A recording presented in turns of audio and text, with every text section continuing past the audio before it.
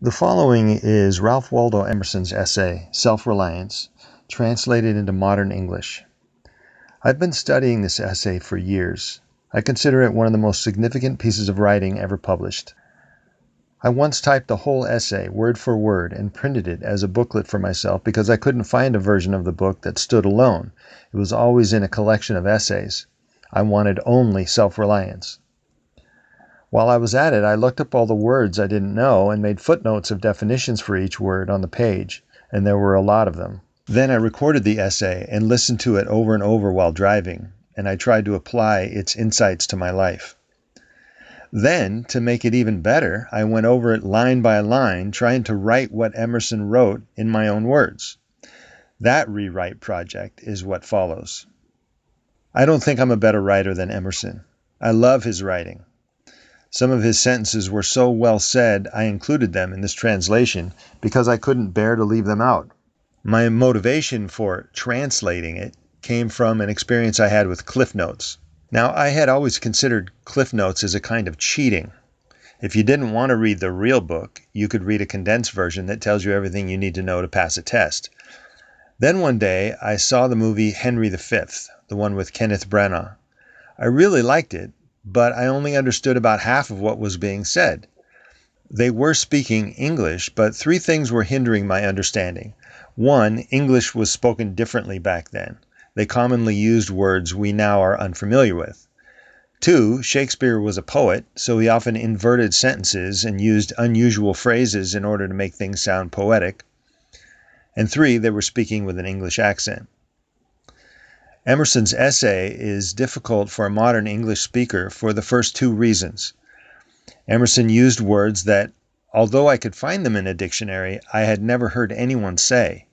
And he was a poet, so some of his phrases were meant to be savored rather than read only for their direct meaning. Just by chance, I was browsing in a used bookstore one day when I came across a Cliff Notes on Henry V, and I was curious about what it might say, so I read it and found it a revelation. It explained terms and phrases I didn't know. I remember, for example, the phrase throwing down a gauge. Cliff Notes explained this. It's an archaic term that means throwing gloves at the feet of someone, which in those days meant you were challenging the person to a duel. After I learned it, I understood better what was going on when I watched the movie again. That's what I hope happens after you read my translation. I hope you'll go back and enjoy Emerson's original and eloquent essay and understand it better and really appreciate his creative, powerful prose. When I tell people about translating Emerson, the first thing people always ask me is, why would his work need to be translated? After all, he lived a fairly short time ago and he spoke English. I've found when I share quotes from Emerson, it becomes clear why such a work might be helpful. For example, this is from the original Self-Reliance. Quote, as soon as he has once acted or spoken with éclat, he is a committed person, watched by the sympathy or the hatred of hundreds, whose affections must now enter into his account. There is no lethe for this. Ah, that he could pass again into his neutral godlike independence. Who can thus lose all pledge, and, having observed, observe again from the same unaffected, unbiased, unbribable, unaffrighted innocence, must always be formidable, must always engage the poet's and the man's regards. Unquote. I enjoy Emerson's prose, but it took some time, and I had to look up a few words before I really understood what he was saying in that paragraph. A translation really helps. Here, then, is my translation of Ralph Waldo Emerson's essay, Self-Reliance. The other day, I read some original statements written by a famous painter. Whenever I read something truly original, I get a feeling, and that feeling is far more valuable than the statements themselves. The feeling fills me with a recognition of a profound truth, that genius is simply to believe your own thought. To believe that what is true for you in your private heart is true for all people. Speak what is true for you, and it will almost always resonate in others. The voice in your own mind is so familiar to you that you give it no respect. Instead, you give too much weight to the thought of others, your neighbors, your teachers, or some great thinker from the past. But what made great thinkers great is that they didn't disregard their own thought. They expressed what they truly thought. They listened to their own voice. You must learn to detect the light that shines from within and pay it more respect than the blinding illumination of the great minds of history. When you look at wonderful works of art, let it teach you this. Let the flashes of genius that hit your mind urge you to stick with your own spontaneous impression with good-humored inflexibility, especially when everyone seems to think otherwise. Speak out what your own perception, your own impression tells you is true, and speak with boldness and trust. As Emerson wrote, "Envy is ignorance, imitation is suicide." You have something unique, original, and great to express. Try to imitate someone else, and you kill off that originality, which is you. Envy is a lack of appreciation of your own special gifts. Nobody knows what your special gifts are, and you won't know until you try to express them. Follow your own interest. It will lead you where you need to go. You are an expression of this vast and wondrous universe. You are one of the things the universe is doing right now. This immense, mysterious existence is expressing itself everywhere at every moment. For the miracle to be expressed through you, it will take courage and a firm dedication to truth and honesty. The greatness of the universe cannot be expressed by cowards. Be brave and true to yourself. Put your heart into your work. Do these things with sincerity, and you come nearer to being what you truly are, a singular expression of all existence, a genius, a creator, a redeemer, a healer, a teacher, a force for good in the world. Trust yourself, not your petty self, but that self you touch in blissful solitude on quiet walks in the mountains. That self you are when you rise to a challenge, that self you feel when you are at your highest best. Completely accept your current situation, the place and time you live in. Accept it and make something magnificent with it. There is no better time. There is nothing to wish for. Genius and wisdom arise when you see that the source of existence is in your heart and works through your hands. You are not the victim of life. You have a destiny, a part to play in this awesome universal battle between good and evil. Step forth and follow your destiny, no matter what anyone else says. Look at children. They trust their own impression. They haven't learned to calculate how many people oppose their purposes, and so they don't alter their purposes accordingly. If they conceive a purpose, they start to accomplish it without any self-censoring calculations. Infants do not conform. The adults conform to the infant. An infant is charming, attractive, interesting, and the adults gather round to try to please him or her. But listen, there is something just as charming, just as interesting, and just as pleasing about every stage of life, from childhood to old age. Infancy has no monopoly on charm. Take exactly what you are, find the magnificence of it, and express it. Do not weep for younger years or think things will be great only when you get older. Be exactly what you are right now, and already your charm begins to manifest itself. It is a healthy attitude to consider conciliatory behavior beneath you. In other words, don't try to gain goodwill by displaying pleasing behavior. Don't try to beg for people's approval. That is the attitude of someone who doesn't feel he has a right to be what he is, to feel the way he feels, to think what he thinks. But you do have the right. Be yourself. Don't try to figure out what behavior or opinion will make you popular with others. It is disrespectful to the grandeur of who you really are. It is selling your soul for the low outcome of manipulating the superficial affections of others, as if you needed their approval. Be what you are. Be indifferent to the judgments of others, not with a thoughtless or angry defiance, but with the firm knowledge that you are a vital expression of something unspeakably intelligent and good. Forget about what you have been before. Forget what you've said before. Be what you are now, even if it isn't you, quote unquote. That is, even if it seems to contradict what you or others have pigeonholed you to be. Be free. Be the creative force on the crest of the mighty wave of this very instant. Be exactly what you are right now, and what will happen? Your truth, your honesty will scare some people, and they will actively try to make you stop being true to yourself. The world is in a conspiracy to make you conform. Others will think they know what you should be and how you should act and what you should think, and they will apply pressure to you to make you conform to it.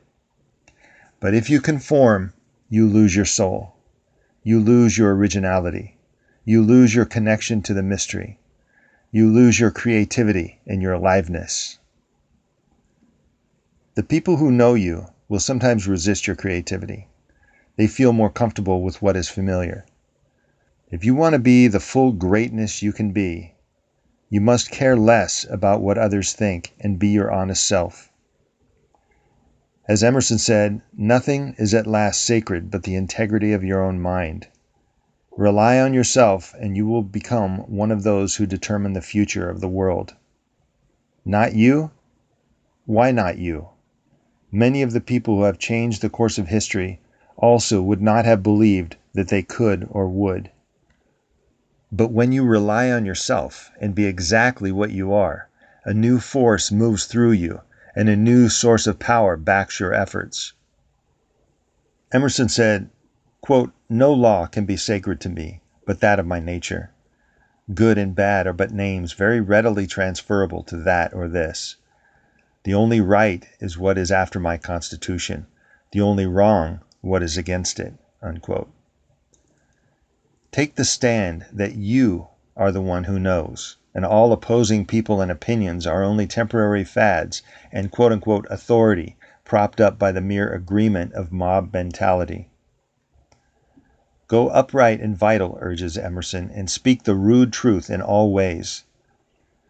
When you hear someone earnestly spouting the latest politically correct opinion, why not be direct and without apology say, "I don't want to hear a popular opinion. What do you really think, and why?" This response might be taken as somewhat rude, but honesty is far more beautiful than the pretense of acceptance, and it will do more good.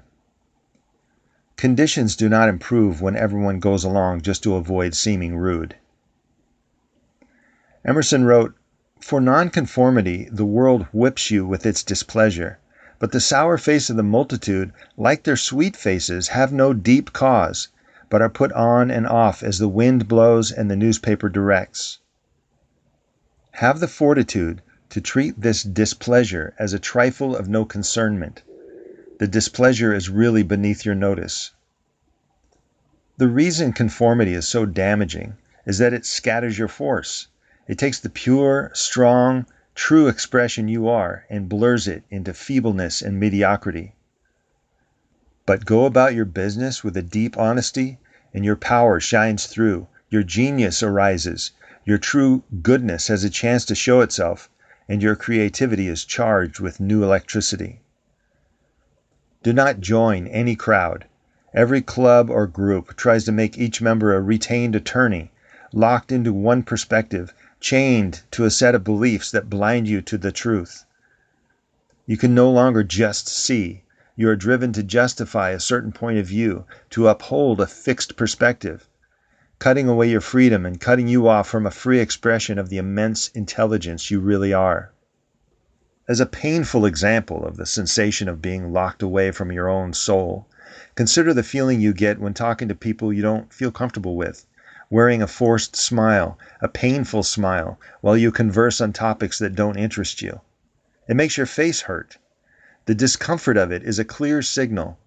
In your dishonesty, you have stuffed a towel into the tube through which your life and creative force flow, leaving you without power or comfort or peace or happiness. Follow your deep whim.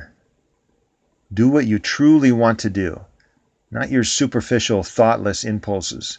But when you are here, now, being as nakedly honest with yourself as you can, speak and act from that unmasked honesty, and your perceptions and creations will strike a chord in the hearts of others, for the center of their self converges with the center of yours. People do and say things much of the time in the spirit of someone trying to make amends or atone for a sin. They take actions as if to justify or excuse themselves. Their whole demeanor reeks of apology. But I need no excuse. I'm not here to please the world.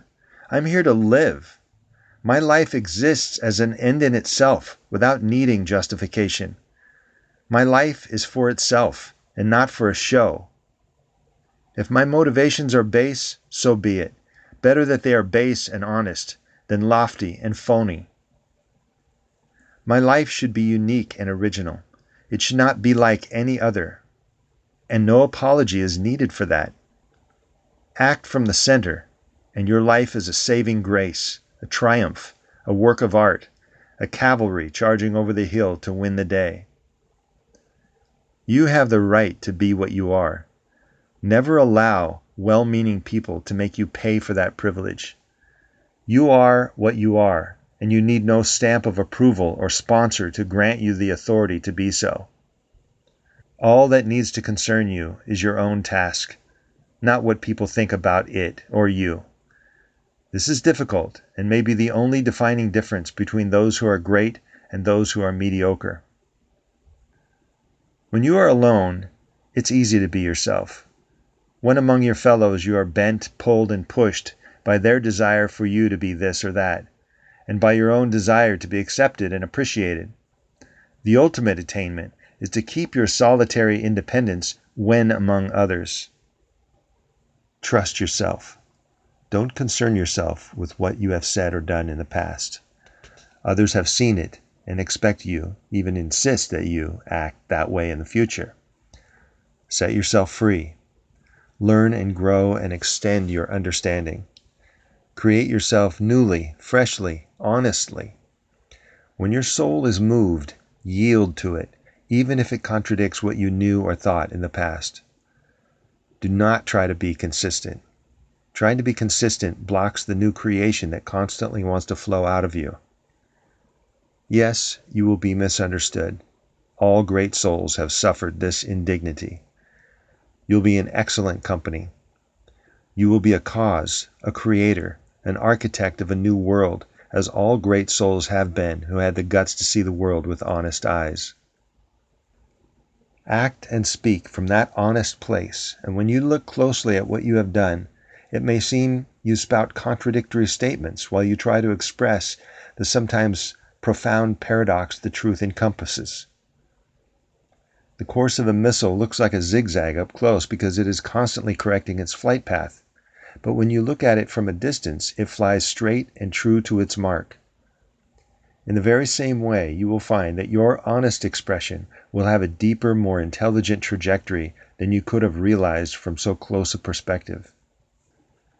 Our puny conscious minds cannot see the big picture. Our feeble efforts of willpower are completely outmatched by the grandeur of the will of the universe, and to second-guess it or think you can edit it in flight is the arrogance of the ignorant. Give up your effort to censure yourself. Be an honest, open expression, and you will be surprised at the height of your knowing in the long run. Be great enough to be true now, with self-trust, with self-reliance, with a self-sufficiency, independent of your own pet theories or the scolding fingers of others. Trust yourself and shine from the center, and the works you produce will justify you in the end. Heroes. The force of your independent character is surrounded by, as it were, an escort of angels. You are surrounded by all the great souls of history who have defied the status quo and acted from the source. We respect and admire the brave heroes of the past because they were true to themselves, and in the end we will respect and honor those who do it now. Courage is not superficial. It is eternal and transcendent, and that's what makes it great. The courageous do not try to please or appease. They do not try to win our respect, and so ultimately win it. Cultivate a profound indifference to circumstances, opinions, and authority. Do this, and future generations will bring your original work to its full fruition.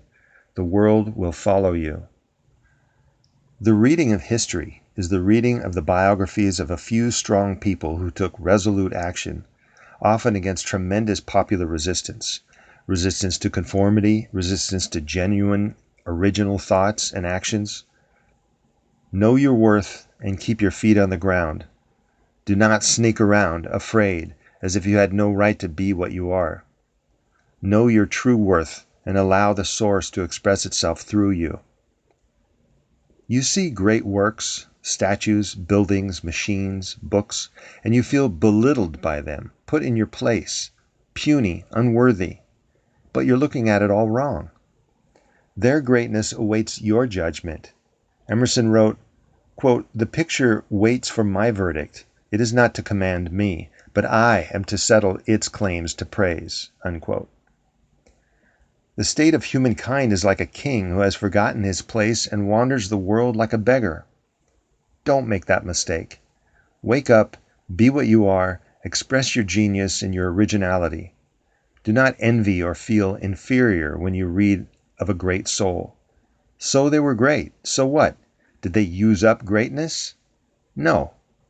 Your own actions have as much potential to affect the future if you would be exactly what you are, fully and truly.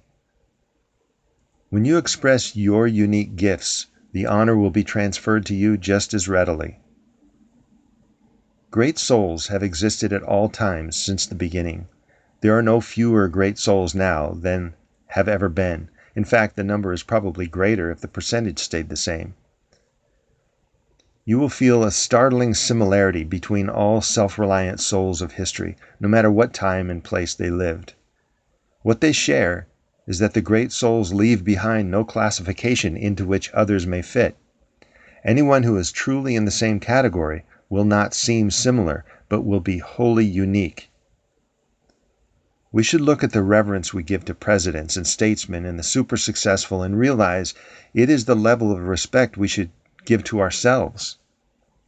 These great people were ordinary folks who decided to take matters into their own hands to fulfill their destinies, sometimes at great personal cost. Any one of us has a latent greatness if we would only break free of conformity. The source. All original action has an undeniable magnetism. Why? Think about it. The source of those original actions is the center and source of all things. That center is what can be trusted. That center is the source of genius, of moral strength, of self-discipline, and the source of all life and all aliveness. At the center of you is the center of all things. That source of being and wisdom is not separate from other things, but emanates and expresses itself as those things. Yet we walk this earth feeling like an unconnected, isolated individual. Here is the source of action and thought. Here is the source of the highest form of inspiration. Emerson wrote, "We lie in the lap of immense intelligence, which makes us organs of its activity and receivers of its truth." When we recognize justice or truth or goodness, we are not creating it. We're not putting it there, but merely opening to a perception of something that already exists. We allow ourselves, or not, to receive the recognition. We do not make it so by our acknowledgement. Decisions, opinions, conclusions, these are deliberate acts, but when you look at a flower, whether or not you perceive its color is not up to you. Perception is not under your voluntary control.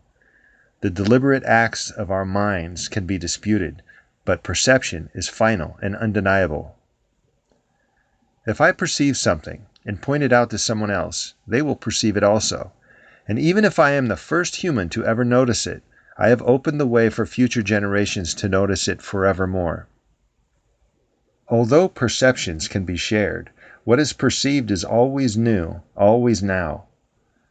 Relying on old philosophies or dogmas misses the fact that all of the universe is being created now, and you need rely on nobody else to tell you what is. You can receive your knowing directly. When a person recognizes the truth of something, all former teachings crumble to dust and blow away. The source is eternally now and dissolves all past and future in its ever-emanating center. If a person claims to know of divine matters, but uses ancient language from another country, do not believe it. Why worship the past? The truth is here, now, as fully and completely as it has ever been. You need no ancient description of the color of the sky. You need only to look up. You can describe it however you want to describe it. Memorizing former descriptions misses the point entirely. Do not be hesitant. Do not cower in shame or fear. Don't quote some wise man of former ages. Say boldly what you perceive now. Let us hope we do not always think so highly of ancient teachings and obsolete languages. We are like children who memorize rules and ideas, struggling to remember the exact words. Later, when they come to understand more about the world, they can throw away those words and perceive the truths for themselves, saying it just as well from their own present understanding in their own words. Let us do the same. If we live truly, wrote Emerson, we shall see truly. Live a deeply honest life and you will perceive what is. Then what old wisdoms need to be remembered? When you live truly, your experience will be original and new. Your experience will be a continual surprise and delight. A deeply honest person does not remind you of anyone else. An authentic person's experience will be utterly unique and singular. Living in honesty, you will not be following any known path because you are making a path. You will have no fear. You will have no hope. Fear and hope are alike beneath it. You will have a tranquility and serenity as you gaze upon the immensity of universal causation. All time, all space, all distance, all things will be seen through as inconsequential. A rigorous, unrelenting, bold honesty is the path to that ultimate level of perception. The world as it is. To clearly see the need for this philosophy of self-reliance, all you need to do is look at our modern world. We are, by and large, timid and easily disheartened. The truth scares us. Death scares us. The future scares us. And we are afraid of each other. What we want is for someone to rise up and make things right. But what we see is that most people are seriously lacking real personal power. They're passive. They lack a strong sense of purpose. They whine. They feel entitled to much more than their contribution merits. They have no backbone, no guts, no character. Why? Because they've been beaten down by the opinions of others. They've conformed. And in conforming, they've lost their connection to their own selves. We have all done it. We have tried to avoid the battlefield, where truth fights it out with dark forces. To avoid the battle, we conform. We go along to get along. We fear failure, and we fear doing something original. If a young person does well in high school and doesn't go on to a good college, we fear for her future. If a young businessman fails, we think he is ruined. This is ridiculous. I am ruined or not, beaten or not, depending on what I say to myself. If I boldly think strongly, I'll pick myself up and go on. With this attitude, I can try and fail at many things and come out all right. If I took the attitude of our society to heart, I would give up at the first sign of failure, climb into a bottle, and complain loudly for the rest of my life. We are not victims, we are creators. Maybe some great teacher will come along who will reveal to us our own power. The teacher would tell us we must detach ourselves from our reliance on the values and opinions of our culture. We must become independent. We must become self-reliant. If we would trust ourselves, we would find our powers multiplied. We have come to put the world right and should be embarrassed by the sympathy of others. The moment you take genuine self-sourced and original action, nobody will pity you. They will admire and emulate you. now and in future generations to come. Revolution. We need a revolution, a self-reliance revolution, a new level of trust in the divinity within each of us.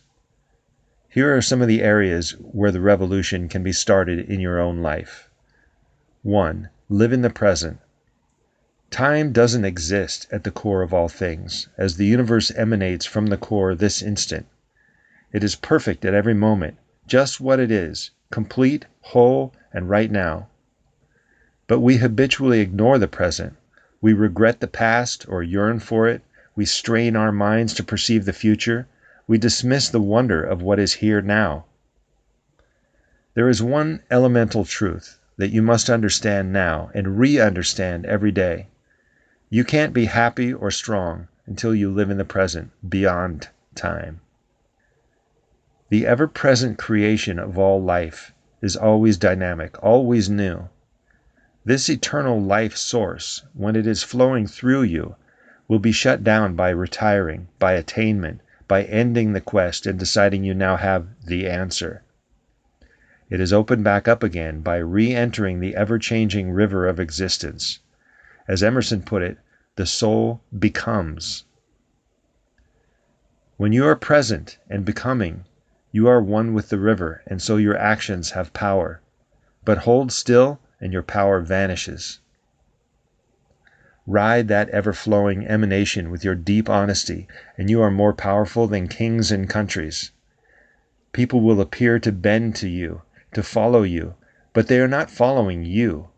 They become the same sun as you are and shine forth with the same light. Honesty is reality. Things are as real as they are honest. Every honest action reveals a quality, an excellence, and you can't help but respect and admire it. From this point forward, let us restrain our impulse to wander, to imitate, to envy. Let's look right here and express whatever we feel needs to be expressed the way we feel it ought to be expressed. We will stun and astonish the less honest with our simple expression of truth. They don't need to look any further than you. The divine pulse is right here, shining out of you into their face, and they will feel an incomprehensible shock of recognition. Next to the riches you are floating in, everything else is shabby and petty. Dive into your ocean within to swim in your indescribable wealth rather than trying to beg a cup of water from someone else. 2. Solitude, a key. The ocean within can be best reached through solitude. The pressures, the desires, the opinions, the complaints of others, even if they love you, only cloud and obscure your vision. Solitude allows the dust to settle and the air to clear. Then you can see truly. Then you can attain the independence and strength and clarity that you will require if you wish to retain your honesty while among people. Otherwise, your human inclination is to acquire the notions and prejudices of your friends and family.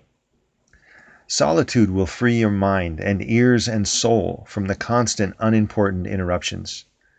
Learn to distance yourself from too much entanglement in the problems or goals of others. Certainly shine light where it may help, but their goals and problems are theirs, and yours are yours, and keeping that distinction is the only way you can keep your self-reliance. Remember this, getting caught in the web of others can only be done with your consent. You give your consent out of weakness, but no more. Your solitude and your deep honesty will strengthen you and guide your attention vitally and healthfully. 3. Right speech. Another key to the quest for deep honesty is to simply try to speak the truth. Up until now, you have sometimes expressed agreement where you really disagreed. You have gone along with what you knew was wrong. You have failed to correct mistaken assumptions. You have restrained your honesty to save others' feelings. You have shut yourself off from your own freedom and power in order to keep someone safe from a painful truth, or merely to keep them liking you. You have taken the golden heart of the universe and traded it for a benefit which it is beneath you to desire. Throw away your pretense and enter reality. Say to the people you know, I must be myself. I cannot break myself any longer for you. No longer hide your likes and dislikes. Trust that what is deep is holy. Do and say what truly and deeply delights you. Do and say what makes you feel serene and content at the core of your being. As Emerson put it, I will do strongly before the sun and moon whatever inly rejoices me and the heart appoints. Not what superficially titillates, but that which resonates with bliss at the deepest and highest within you. Emerson suggests you say to your friends and family, if you are noble, I will love you. If you are not, I will not hurt you and myself by hypocritical attentions. If you are true, but not in the same truth with me, cleave to your companions. I will seek my own. I do this not selfishly, but humbly and truly. It is alike your interest and mine, and all men's, however long we have dwelt in lies, to live in truth." Unquote. This new way of being, this discipline to speak the truth, will sometimes seem excessively harsh, but if you follow the path of honesty, you will ultimately enter the flow of the river. You will ultimately live in reality instead of the tangle of lying, misleading, and pretending that passes for normal. Yes, your honesty will cause pain, but will you sell your freedom and power to save someone from an unpleasant feeling? Especially when the feeling is an appropriate response to reality? In time, if the person will consent to look, they will perceive the truth too, and thus may begin a life of honesty. The path of honesty and self-reliance is unusual. People may find it strange and bewildering. To others, it may seem as though you have rejected all rules simply because you do not conform to the rules of your culture. But the discipline of honesty has its own strict code and profound principles, and if anyone thinks this is an easy path, let her try to keep the regimen for one day, and she will be set straight. Emerson wrote, "Truly, it demands something godlike in him who has cast off the common motives of humanity and has ventured to trust himself for a taskmaster. High be his heart, faithful his will, clear his sight, that he may in good earnest be doctrine, society, law to himself, that a simple purpose may be to him as strong as iron necessity is to others." Unquote. 4. Prayers. When you pray for anything but the good of all, you are out of touch. Praying for some special favor is a demonstration of the lack of self-trust. That kind of prayer arises out of a lack of knowledge about the unity of all things. Prayer, if engaged in at all, should be a contemplation of the facts of life from the highest point of view. It is the monologue of a grateful soul. It is the universe acknowledging itself.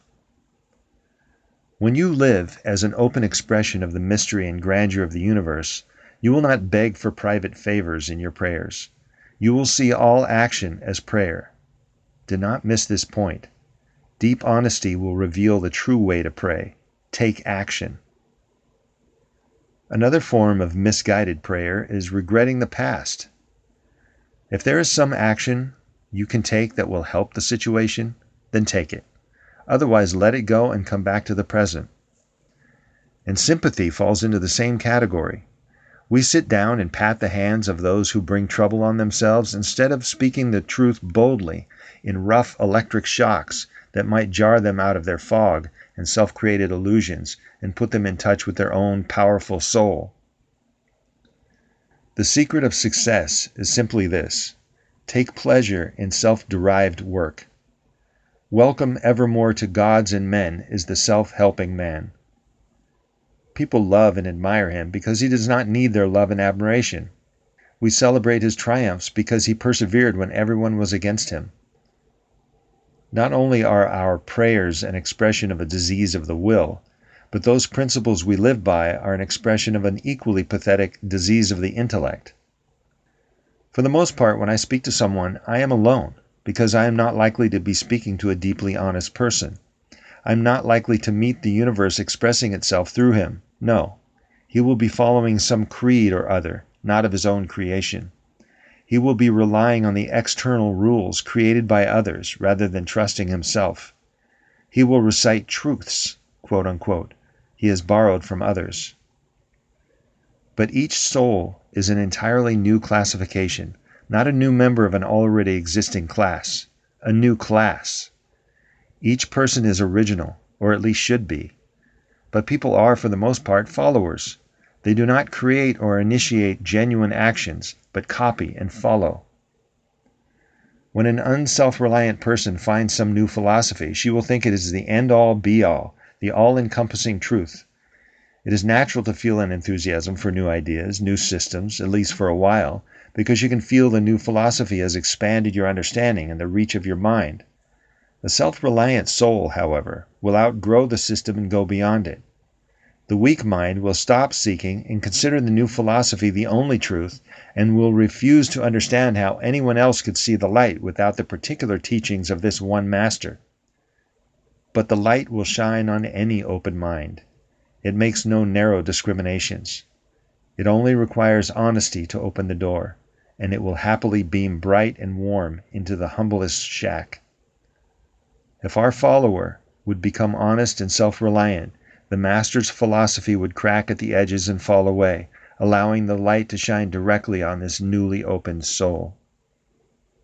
5. Traveling. Another area in which to start this revolution of self-reliance is with the habit of traveling. It is ironic that we will travel thousands of miles to see great architecture rather than staying home and building our own great works, something the architects of these great foreign buildings obviously did. Of course, there is a place for travel, but not as a way of finding anything. You take yourself with you wherever you go, and if you are not at ease in your own home, you will not be at ease anywhere else. If you hope to find something greater than your own surroundings when you go traveling, you will be sadly disappointed. Greatness is everywhere, even where you are, if you would open your eyes and look. As Emerson wrote, traveling is a fool's paradise. You may travel to get away from yourself, but no matter how far you go, when you wake up in this new place and look in the mirror, there you are. You can't escape yourself. 6. Imitation. The sixth area ripe for self-reliant revolution is the disease of imitation, which is a kind of traveling of the intellect. We admire styles and ideas that seem foreign, from another country or another time. But in each place and time, great works were created then and there. The model was in the mind of the artist and not anywhere or anywhen else.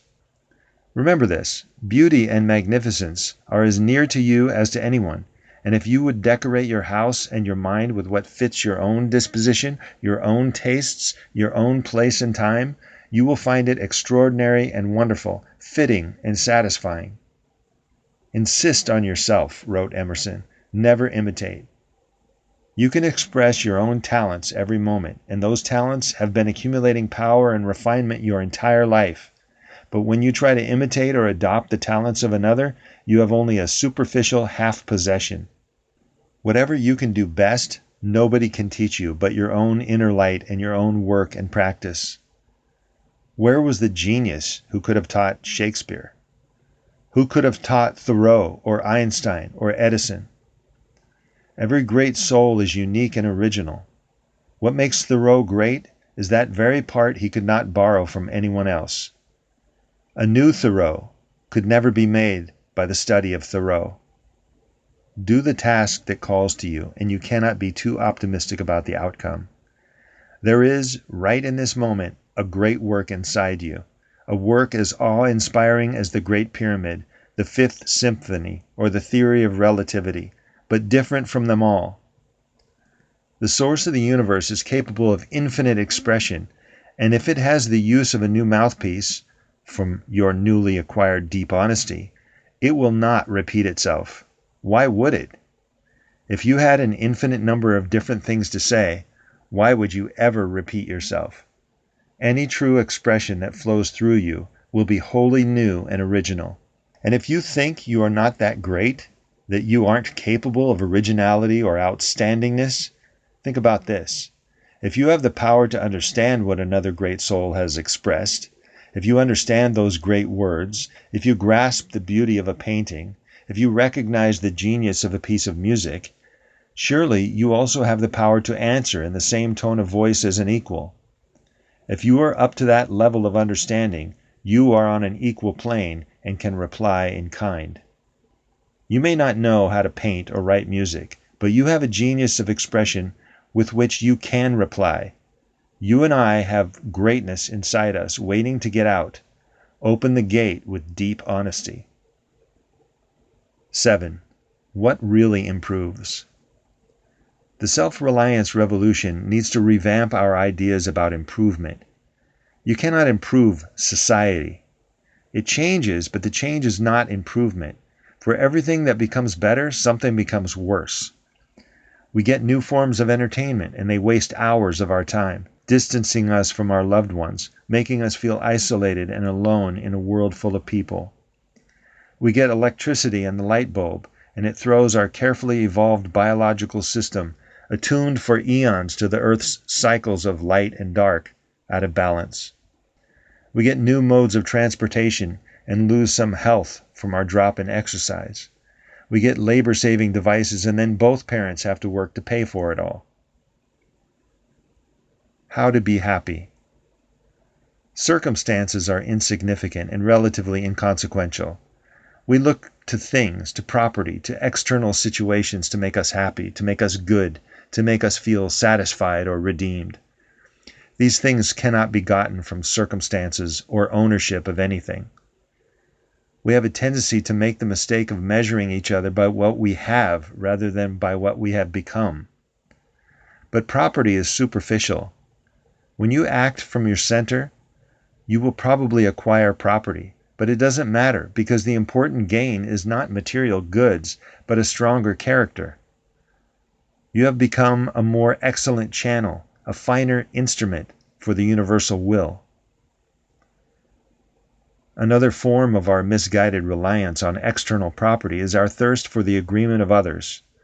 We want large groups of people to believe as we do, and we feel stronger every time a new convert joins our group, whatever our group may be, vegetarian, Democrat, positive thinker, whatever.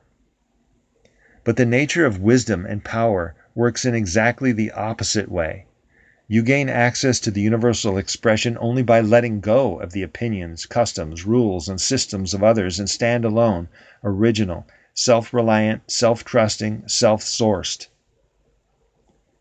If you would release your fearful clinging to the wisdom of others and throw yourself on your own wits, you would instantly right yourself like a ship heeled over and suddenly becoming upright again.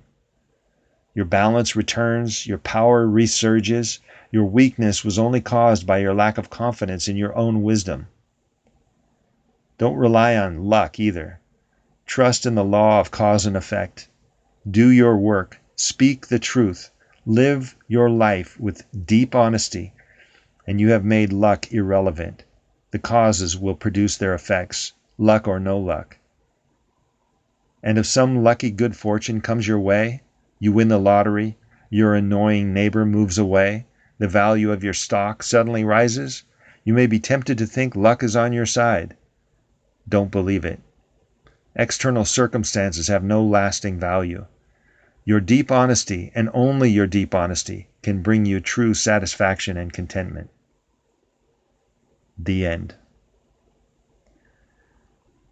So that was my translation of Self-Reliance, and I published it as a book.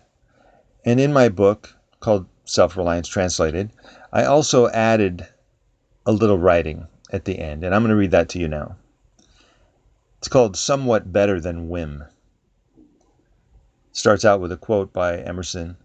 I would write on the lintels of the doorpost, whim. I hope it is somewhat better than whim at last, but we cannot spend the day in explanation. Unquote. I've thought a lot about this essay and what it means, and what follows are a few of my observations and thoughts on it. First of all, have you ever wondered why artists and geniuses often seem so eccentric? Eccentric means deviating from recognized standards. In other words, not like anybody else.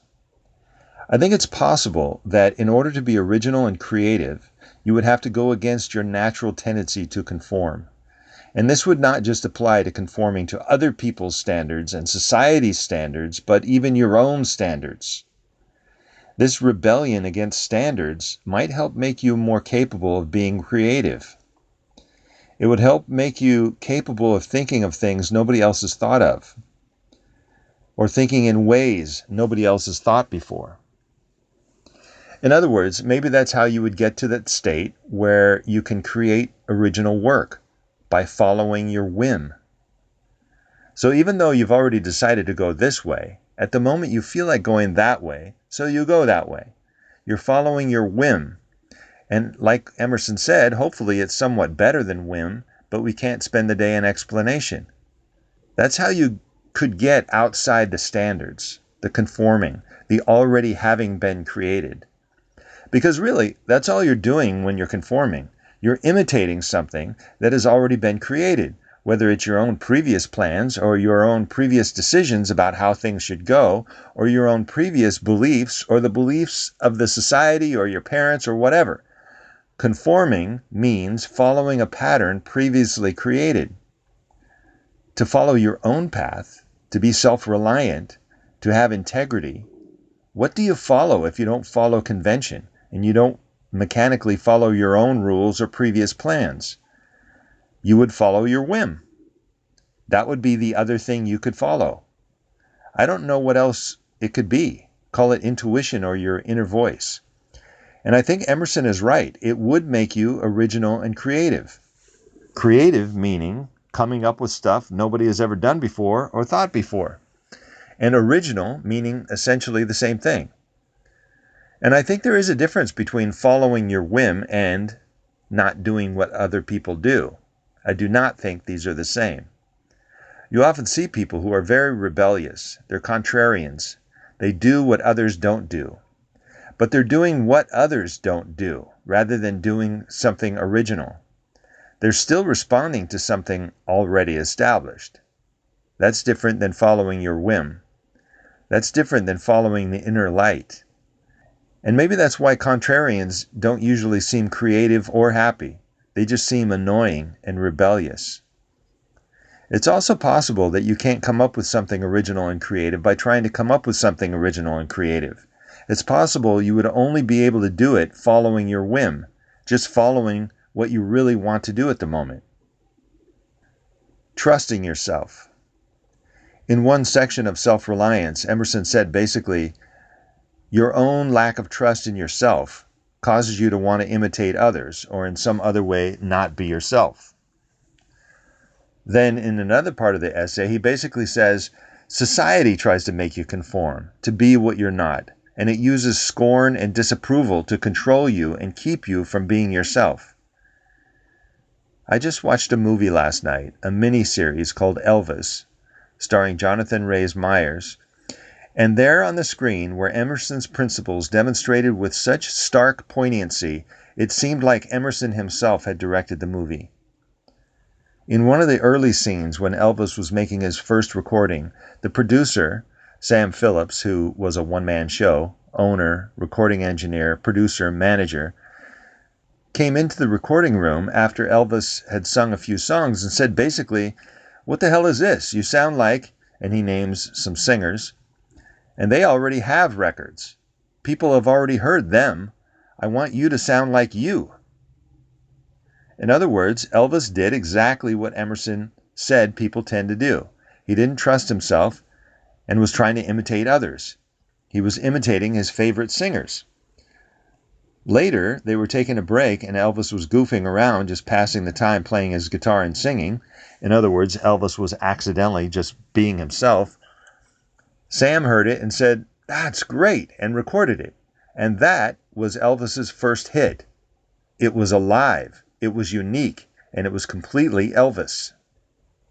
Later in his career, after he had hired a new manager and before going on tour, Elvis went to Sun Records to say goodbye to Sam.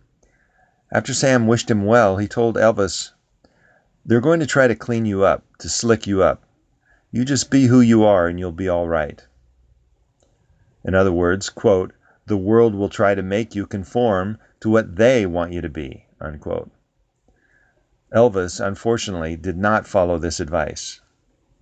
Sam was right. The money machine tried to turn him into something he wasn't. Elvis was pushed by his manager to do stupid movies that Elvis didn't want to do, and pushed him into singing songs he didn't really like, and singing them in a way that just wasn't him. And guess what? If you do enough of what you don't want to do, if you aren't motivated, if it doesn't excite you, and if you have to continually be something you're not, you will eventually feel miserable no matter how much money and adoring fans you have. In order to deal with the boredom and unhappiness caused by his perpetual violation of his own integrity, Elvis took uppers to keep him energized and downers to help him sleep, and his life slowly spiraled down into hell. Then the producer of a television special set up a situation where Elvis could just be himself and do his thing, and he came alive. His performance was outstanding. When I saw that performance a few years ago, they taped it. It was the first time I ever had the thought, Elvis is really good.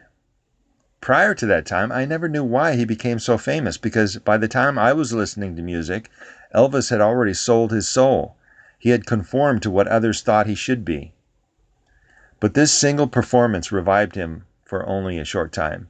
Then he went back to conforming. His manager and his father convinced him he needed to conform to their wishes. He needed to go back to doing what they thought was best. And he went back to being miserable. Let this be a lesson for all of us. The world whips us with its displeasure, as Emerson wrote, if we don't conform. It has always done so, and it will always do so. It will never stop. It will never let up. It tries to make us conform to standards we don't choose or create. And our own lack of courage does the same thing from within, hollowing out our own self-trust and leaving but the shales and husks of our real selves. But it doesn't have to be that way. We can be our honest selves, we can follow our own way, and we can be happy. It will take courage and commitment, but it can be done. Gandhi did it, Lincoln did it, Emerson did it, my wife does it, and you and I can do it too. Being Alive. One of the most influential books I've ever read on integrity and self-reliance is Lewis Andrews' To Thine Own Self Be True. Andrews is a psychologist, and his main message is that many of our most common psychological problems have their roots in unethical behavior. In other words, one valid and productive way to approach problems like anxiety, depression, guilt, and anger problems is to ask, where are you violating your own integrity? And Andrews presents a good deal of evidence from scientific studies to back up this perspective. I've found this idea personally helpful. It has been productive to respond to emotional issues by first checking my own integrity. For example, if I feel bored and restless, it's likely I'm doing something I don't really feel is important, but I feel that I should do, or someone has convinced me it's a good idea, but my heart isn't in it. Elvis was doing that with his music and movies. And what was the result? He suffered from a deep boredom and the empty feeling of just going through the motions. He didn't have a feeling of being alive. It was an integrity issue. He was not being himself. He was doing what he was told. He was conforming. Self-reliance is not for sissies. If you were going to make a list of outstanding examples of truly self-reliant people who followed their own way, who would you put on the list? At the top of my list would be Gandhi, Lincoln, and Socrates. Many people would add Martin Luther King Jr. and Jesus. Besides being moral exemplars, what else do they have in common? They were all assassinated, executed, or forced to kill themselves. The point of this grim history lesson is that self-reliance is not for sissies. If you follow your whim, if you stay true to yourself, if you trust yourself as a taskmaster and speak the truth, some people will really not like it. Self-reliance is not a way to become popular. On the other hand, other people will be strongly attracted to your self-reliance and originality, so it's not a road to complete unpopularity either. All 5 of the exemplars above had lots of popular support. But they didn't win over everyone and didn't even try. They had enemies, and that is inevitable when you follow your own path. Some people won't like it. When you feel a conflict between living with self-reliance and living a frictionless life, or when you are motivated by your own somewhat better than whim to do something and people find it wrong or offensive, it's a good idea to remind yourself of this. You're not alone, and you're in very good company. What self-reliance means. Like many of us, I have a natural tendency to orient myself toward what I'm guessing other people think about what I'm doing. I want people to think well of me, so I'm tempted to participate in impression management. That is, I'm tempted to try to control the impression I'm making on others. I want people to know I'm a good person, so I want to do things that would make them think that about me.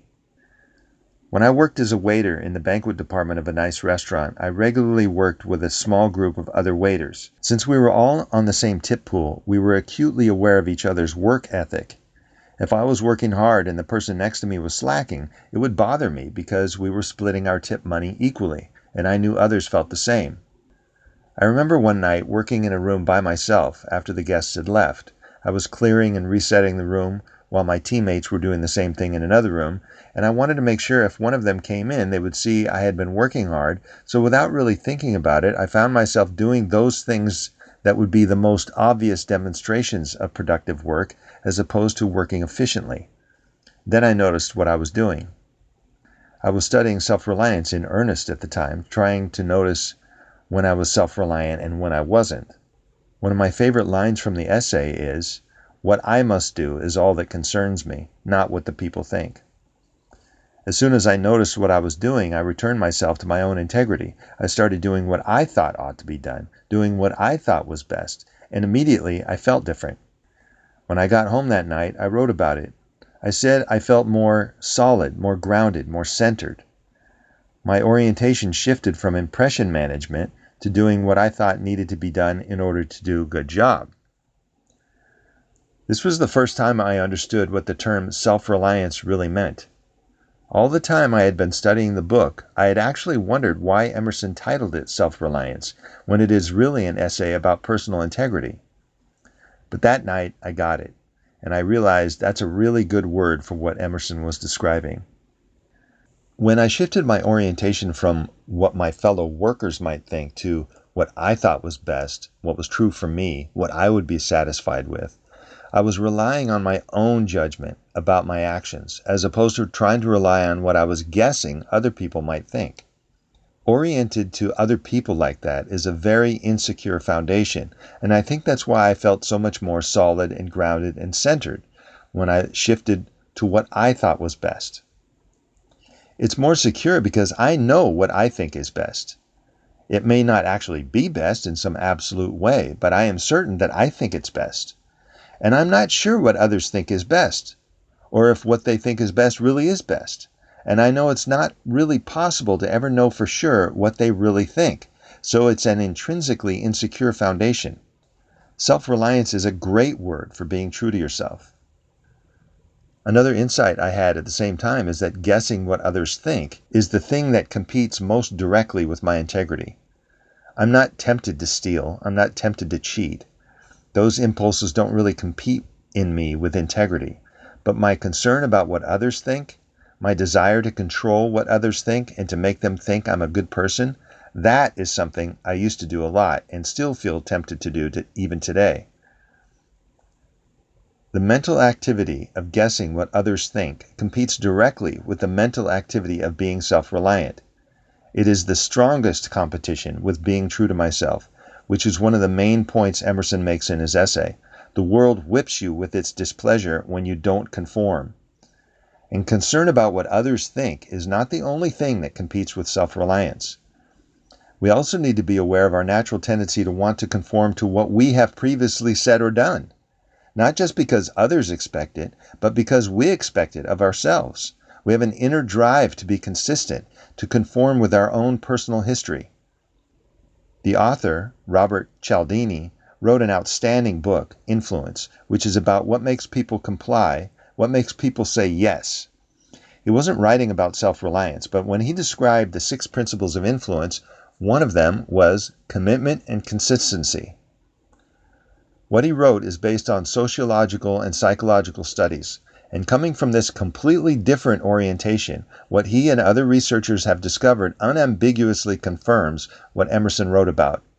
In Cialdini's description of the commitment and consistency principle, he said, quote, "It is, quite simply, our nearly obsessive desire to be and to appear consistent with what we have already done. Once we have made a choice or taken a stand, we will encounter personal and interpersonal pressures to behave consistently with that commitment. Those pressures will cause us to respond in ways that justify our earlier decision." Unquote. The pressure comes from within and from without. Internally, you feel the need to be consistent. Externally, you feel pressure because the world might misunderstand you. In one of the most quoted passages of Self-Reliance, Emerson wrote, "A foolish consistency is the hobgoblin of little minds, adored by little statesmen and philosophers and divines. With consistency, a great soul has simply nothing to do. He may as well concern himself with his shadow on the wall. Out upon your guarded lips, sew them up with packthread, do. Else, if you would be a man, speak what you think today in words as hard as cannonballs, and tomorrow speak what tomorrow thinks in hard words again, though it contradict everything you said today." "Ah, then," exclaimed the aged ladies, "you shall be sure to be misunderstood." Misunderstood! It is a right fool's word. Is it so bad, then, to be misunderstood? Pythagoras was misunderstood, and Socrates, and Jesus, and Luther, and Copernicus, and Galileo, and Newton, and every pure and wise spirit that ever took flesh. To be great is to be misunderstood. Michael Karnjanaprakorn, the CEO and co-founder of Skillshare, a community marketplace that facilitates offline learning experiences in communities around the world, allowing people to host and take classes with each other, wrote, quote, "Mark Zuckerberg was misunderstood when he introduced the news feed and turned down $1 billion. Steve Jobs was misunderstood, and Cory Booker and Richard Branson and David Simon and Kanye West. If you're not being misunderstood, then you're not shattering the status quo." Unquote. And when he says misunderstood, he means criticized and misunderstood. We don't want to be criticized, and we want the approval and admiration of others. What are the simplest, most instinctive, commonplace solutions? To conform and to imitate.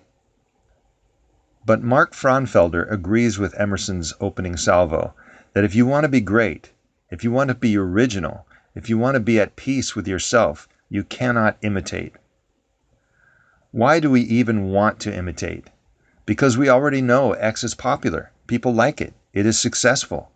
We want people to like us too, and we want to be successful. So the most natural solution is to imitate what is already successful. When you do something that has never been done before, you don't know if people will like it. How can you proceed into the unknown like that? Emerson gives us the answer. Quote, "To believe your own thought, to believe what is true for you in your private heart is true for all men, that is genius." Unquote. Frauenfelder wrote, quote, "It's a waste of time to imitate, to do something other people can do as good or better than you. I make the media that I want to consume. I started Boing Boing as a print zine because it was the kind of zine I wanted to read. Boing Boing was the blog I wanted to make. Make was the do-it-yourself magazine I wanted to subscribe to. It's fine to be inspired by others, but if you imitate others, you will never find out who you are." Unquote. Emerson points out that most of us dismiss our own original thought only because the thought is ours. We respect the original thoughts of quote-unquote great thinkers without realizing that what made that thinker great is that she didn't dismiss her own original thoughts. I'll leave you with a couple of final gems from Self-Reliance that I believe sum up his message in 2 sentences. Quote, "A man should learn to detect and watch that gleam of light which flashes across his mind from within, more than the luster of the firmament of bards and sages." Unquote. Quote, "Trust thyself. Every heart vibrates to that iron string." Unquote. This has been Self-Reliance Translated by Adam Kahn. This is Adam Lee Kahn on The Atom Bomb. This Atom Bomb podcast episode is sponsored by Anchor, a podcast platform, the one I'm using to make this podcast. It's super easy to use and allows you to easily create your own podcast. You can record and edit your audio right onto the app. In fact, you can do everything on your phone. Anchor also makes it easy to monetize your podcast and get wide distribution. Anchor automatically makes your podcast available on Apple Podcasts, Spotify, Google Podcasts, and more. You can download the Anchor app for free or go to anchor.fm to get started.